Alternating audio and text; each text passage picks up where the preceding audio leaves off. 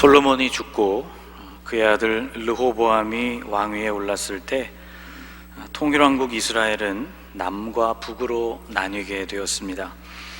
나뉜 두 나라는 오랜 세월이 지나서 차례로 멸망하게 되었죠.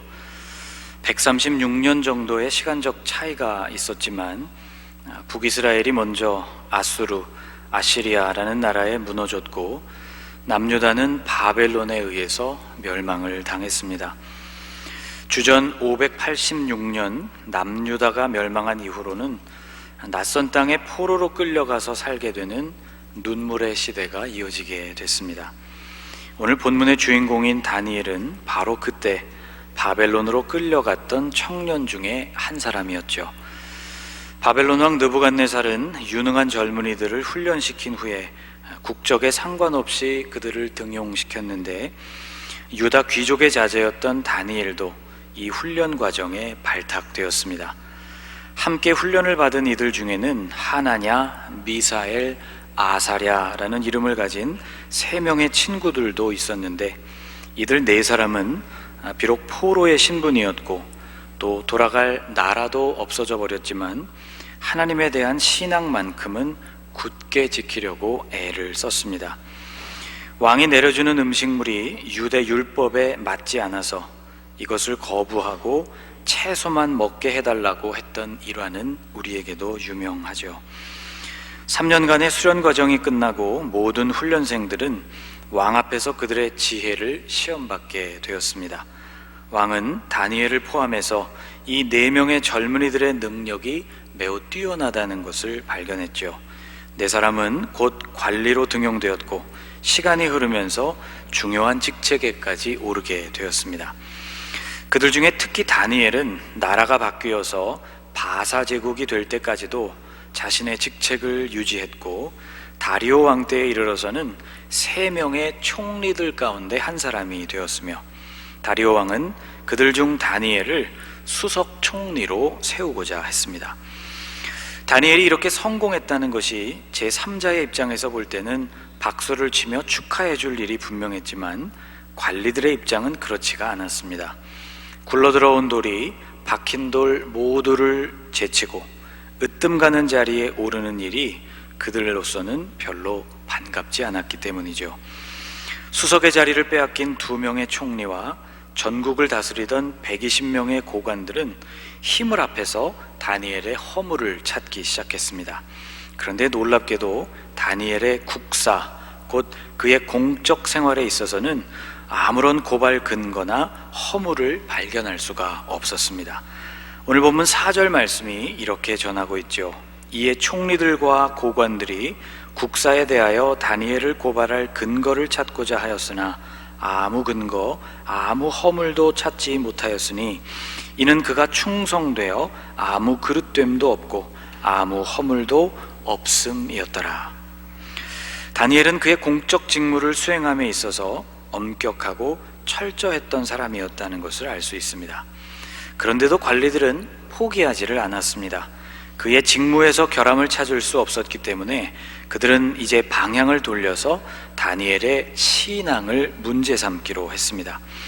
그들은 지혜를 모아서 함정을 팠는데요. 이 함정은 독실했던 다니엘로서는 피할 길이 없는 함정이었습니다. 그들은 왕을 찾아가서 새로운 법령을 제안했습니다. 그 법의 내용은 한 달 동안 왕 이외의 어떤 존재에게든지 무엇을 구할 수 없도록 하는 것이었죠. 한 달간의 신앙생활 금지라고도 말할 수 있는 법안이었습니다. 그리고 만일 이것을 어기는 사람이 나온다면 그를 사자굴에 넣을 것을 제안했죠. 다리오 왕으로서는 거부할 이유가 없었습니다. 바사 제국의 왕은 당시 세계를 호령하던 위치였죠. 그보다 높은 사람이 이 세상에는 존재하지 않았습니다. 오직 신들만이 그보다 높다고 생각했죠. 그런데 대신들이 바로 자신을 그 신의 위치에 올려주겠다고 제안한 것이었습니다. 한 달간 신과 같은 대우를 받는 것도 나쁘지 않겠다 싶었는지 왕은 그 법안에 도장을 찍고 말았습니다. 자신이 도장을 찍어서 실행하게 될 그 법이 수석 총리였던 다니엘을 죽음에 이르게 할 줄은 전혀 생각하지 못했습니다. 7절 말씀을 보면 신하들은 말하기를 나라의 모든 총리와 지사와 총독과 법관과 관원이 의논했다고 말했죠. 아마 다니엘도 그 중에 하나라고 생각을 했을 테니 다니엘을 염려할 이유도 없었을 것입니다. 도장이 찍히는 순간 다니엘의 대적들은 승리를 확신했을 것입니다. 왜냐하면 바벨론에서는 일단 왕의 도장이 찍혀서 금령으로 선포된 법률에 대해서는 비록 왕 자신이라 할지라도 그것을 번복할 수 없다는 불변의 원칙이 있었기 때문이죠. 다니엘은 자신의 생명이 위태롭게 되었다는 것을 알게 됐습니다. 그러나 다니엘은 자신의 기도 생활을 멈추지 않았습니다. 그것이 곧 죽음으로 이어진다는 것을 잘 알았지만 그는 기도를 멈출 생각이 없었습니다. 10절입니다. 다니엘이 이 조서에 왕의 도장이 찍힌 것을 알고도 자기 집에 돌아가서는 윗방에 올라가 예루살렘으로 향한 창문을 열고 전에 하던 대로 하루 3번씩 무릎을 꿇고 기도하며 그의 하나님께 감사하였더라. 다니엘은 하루 3번 기도하는 습관이 있었고 그가 열어놓았던 창문은 무너진 조국, 거룩한 도성 예루살렘을 향해 나 있는 서쪽 창문이었습니다. 왕의 금령이 선포되던 바로 그 당일에 다니엘은 집으로 돌아와서 여전한 방식으로 기도를 드렸습니다. 아마도 3번의 기도 중에 집에 돌아와서 드리는 하루 중 마지막 기도였겠죠. 그는 윗방에 올라갔고 창을 열었고 무릎을 꿇고 기도를 올렸습니다.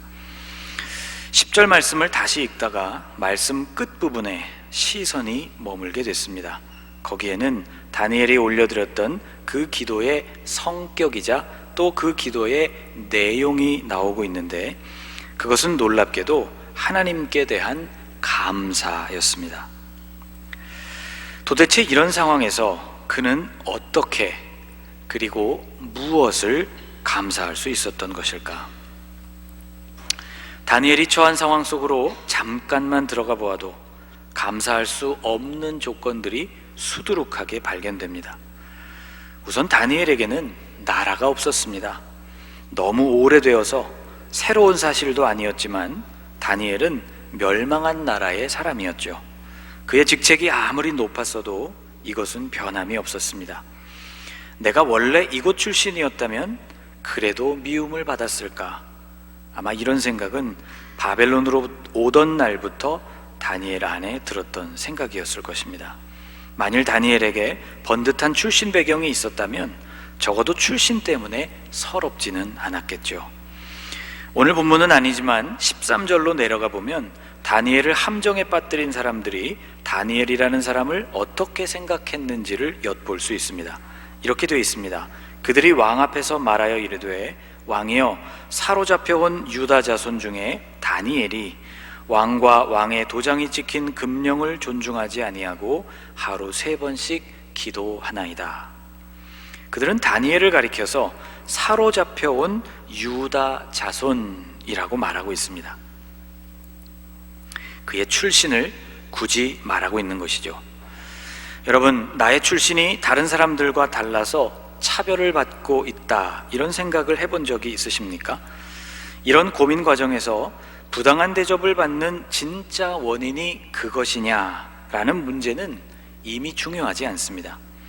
당사자가 이것을 고민하기 시작하는 순간 이미 그 고민이 그 사람을 힘들게 하기 때문이죠. 다니엘에게는 나라가 없었습니다. 또 다니엘은 총리들과 고관들을 용서하기 힘든 마음이었을 것입니다. 이 일을 모의한 당사자들이 생각할수록 괘씸하지 않습니까? 잘 되는 사람을 질투하는 마음이야 이해가 안 되는 것도 아니지만 그래도 이처럼 비열한 방법을 사용해서 더구나 그 목적이 자신을 죽이는 일이었다니 도대체 그들은 얼마나 악한 사람들이란 말인가?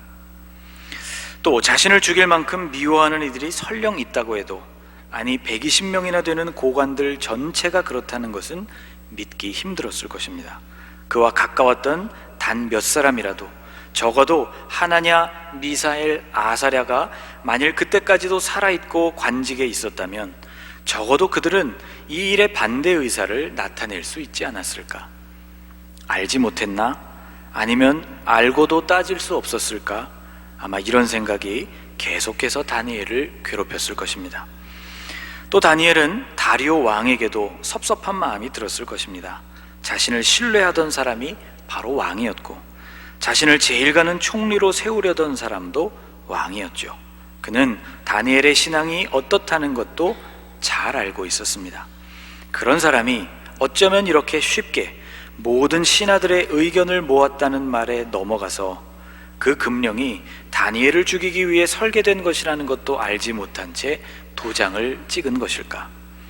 왕에 대한 서운함이 계속 그의 마음을 힘들게 했을 것입니다. 그리고 다니엘은 무엇보다도 하나님께 섭섭했을 것입니다. 신앙생활을 엉터리로 해서 이런 일이 그에게 생겼다면 그래도 수긍할 수 있었을 것입니다. 하나님을 섬기는 일을 소홀히 해서 내가 벌을 받는가 보다. 이런 생각 자체도 결코 옳지 않은 생각이지만 그래도 자신의 신앙생활이 엉터리였다면 그렇게라도 생각할 수 있었겠죠. 그러나 다니엘의 경우에는 그렇지가 않았습니다.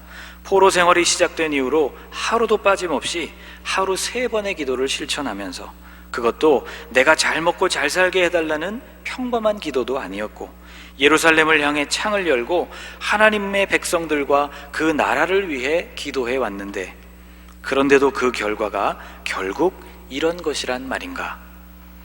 허무한 마음, 섭섭한 마음이 다니엘을 괴롭혔겠죠. 하나님이 살아계시다면 어째서 이런 일을 허락하실까? 이런 마음도 들었을지 모릅니다. 이런 모든 상황들은 다니엘이 감사하기가 충분히 힘든 상황이었습니다. 감사를 생각한다는 것 자체가 거의 불가능했죠. 그런데도 오늘 본문 10절 말씀을 보면 다니엘이 하나님께 분명히 감사를 했다고 기록하고 있습니다. 이것이 거짓된 기록이 아니고 진실한 기록이기 때문에 우리는 이것을 다시 생각해 보아야 합니다. 그가 감사한 내용이 도대체 무엇인지, 이런 상황에서 그는 무엇을 감사할 수 있었던 것인지 이것을 고민해 봐야 하는 것이죠. 설교를 준비하면서 다니엘의 입장이 되어보려고 무척 애를 썼습니다. 실제 이런 상황에 제가 처했다고 생각을 해보니 감사할 것이 정말 잘 떠오르지를 않았습니다. 그래도 다니엘이 감사했다는 것이 사실이니 최대한 다니엘의 입장이 되어서 감사할 것이 뭐가 있을까를 생각해 보게 되었습니다. 이런 것들이 하나씩 떠올랐습니다. 우선 다니엘은 지나간 시간을 돌아보면서 감사할 수 있었을 것 같습니다. 정신과 의사였던 큐블러 로스라는 분이 죽음과 죽어감에 대하여 라는 책을 썼는데요, 사람이 죽음을 받아들이는 5단계를 이 책에서 설명하고 있습니다. 비극적인 상황을 만나게 될 때 사람은 부정, 분노, 타협, 우울, 수용의 단계를 거친다고 합니다. 인생의 종말을 예고받을 때 사람에게 가장 먼저 찾아오게 되는 것은 현실 부정이죠. 그럴 리가 없을 것이라는 생각입니다. 그 다음 곧바로 그에게 찾아오는 것은 분노입니다. 내 인생이 왜 여기서 끝나는가? 왜 이렇게 끝나는가? 왜 나인가? 이런 생각과 함께 찾아오는 분노이죠. 그러나 결국 그것을 받아들이는 순간이 오는데 그때가 되면 지나온 순간들을 좀 더 자세하게 생각해 볼 수 있게 됩니다. 다니엘도 지나간 시간을 돌아보았겠죠. 소년 시절 바벨론으로 끌려와서 친구들과 함께 배우던 시절의 기억, 당돌하게 채식을 요구했지만 그것이 받아들여졌던 기억, 하나님이 주시는 지혜로 말미암아 왕에게 인정을 받고 관리로 등용되었던 시간, 바벨론이 저물고 바사 제국이 들어설 때에도 변함없이 자신의 위치를 유지할 수 있었던 것, 고관들 120명 중에서도 3명의 총리로 지목이 되었고 그들 중에서도 최고로 인정받을 수 있었던 일, 성경에 기록된 것들만 해도 이 정도인데 그 외에도 감사했던 순간들이 많이 떠오르지 않았을까요? 또 다니엘은 조국이 망했고 자신의 인생도 끝나가고 있었지만 모든 것이 완전히 끝난 것은 아니라는 생각에 도달했을 것 같습니다. 예레미야가 오랫동안 외쳤던 예언의 내용에 의하면 바벨론 포로로 지낼 시간은 70년이었죠.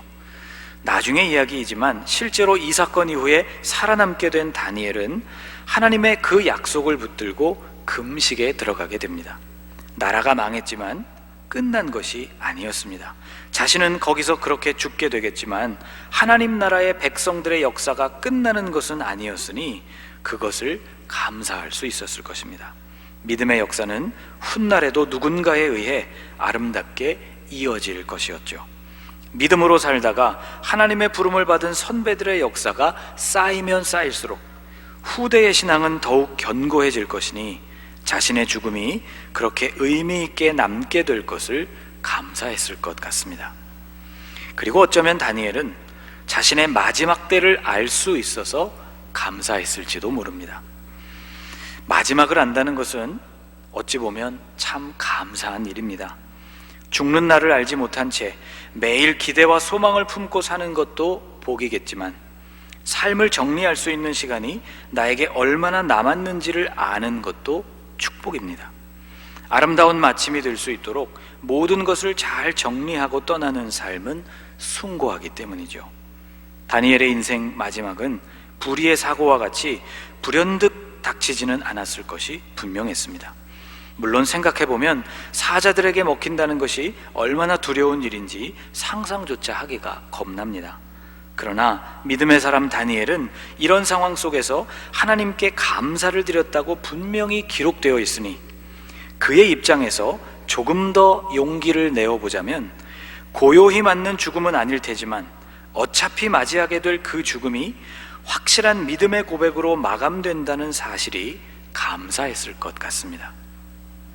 죽음 앞에 놓였던 사람, 그것도 남의 죽음에 관하여서 주제넘게 말하는 것 같아 조심스럽지만 죽음을 직감했던 그날, 바로 그날도 하나님께 감사라는 것을 했다고 했으니 다니엘에게는 분명 이런 감사의 제목들이 있었을 것이라고 감히 생각해 보았습니다. 이렇게 감사로 무장한 다니엘은 비장한 마음으로 사자굴로 들어갔을 것입니다. 그런데 하나님은 모든 사자들의 입을 막으셔서 다니엘을 구원해 주셨죠. 여기서 중요한 것은 그가 사자굴에서도 살아남았다는 점이 아닙니다. 그가 사자굴에 들어갈 때의 그 마음가짐, 감사한 마음으로 들어갔다는 것이 중요한 것이죠. 그날 다니엘이 죽임을 당했더라도 그는 감사한 마음으로 죽음을 맞을 수 있었으리라는 점에 우리는 주목해야 합니다. 믿음장이라고 불리는 히브리서 11장 전체의 내용이 바로 이 점을 우리에게 말씀해주고 있습니다. 히브리서 11장 앞부분에는 믿음으로 말미암아 모든 것을 이기고 승리하고 살아남은 사람들의 이야기가 나오지만 뒷부분으로 갈수록 같은 믿음으로 말미암아 유랑하고 굶주리며 고생하고 끝내 비참하게 생을 마감한 사람들의 이야기로 이어져 있습니다. 이 둘은 똑같이 믿음의 사람들의 이야기입니다. 사랑하는 여러분, 감사는 특별한 조건이 만족될 때 나오는 것이 아닙니다. 참 믿음의 사람은 감사할 수 없는 상황 속에서도 보석처럼 감춰진 감사의 제목을 건져 올리는 사람입니다. 이런 사람은 그 감사의 결과가 모두가 바라는 성공으로 이어지든지 혹은 실패처럼 보이는 결말을 맞이하든지 그와는 상관없이 승리한 사람이라고 말할 수 있습니다. 다니엘서 6장에서의 기적은 다니엘이 사자굴에서도 생존했다는 것이 아니라 그가 사자굴을 앞에 두고도 감사했다는 것입니다. 여러분, 절대로 감사할 수 없을 것 같은 상황 속에 계십니까? 여러분과 저에게도 기적이 나타날 수 있기를 주님의 이름으로 축복합니다. 기도하겠습니다. 하나님, 불편하고 불합리하며 사악한 상황을 만났던 다니엘은 당연해 보이는 분노와 원망을 선택하는 대신 오히려 기도를 유지하면서 하나님께 감사를 드렸다는 것을 묵상했습니다. 정직하게 우리 자신을 돌아보니 어떻게 그럴 수 있었을까 싶습니다.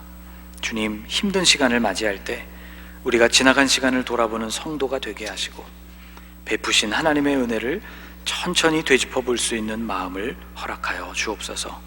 우리의 인생은 끝나도 하나님의 신실한 계획은 멈추지 않는다는 것을 감사하게 하옵소서.